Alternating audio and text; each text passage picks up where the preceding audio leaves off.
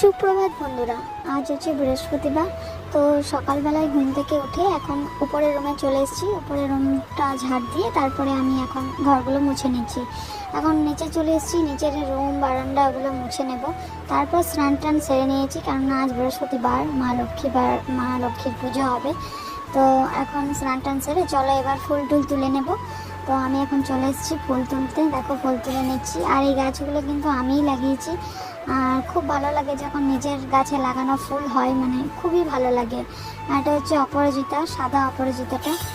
আর আমার মতন কে কে মানে গাছ লাগাতে পছন্দ করো? শুধু ফুল গাছ নয়, আমার সব রকমই গাছের নেশা আছে। সবজি বলো, ফুল বলো, আমি সব রকমই গাছ লাগাবার চেষ্টা করি। তো চলো, এই যে দেখতে কথা বলতে বলতে আমার এখানে ফুল তোলাও কমপ্লিট হয়ে গেছে। একটু তুলসী পাতাও নিয়ে নেব। তো এখানে তুলসী পাতা নিয়ে ফুলগুলো রেখে দিলাম। আর এখানে আলপনা দিয়ে নিচ্ছি, দেখে নাও।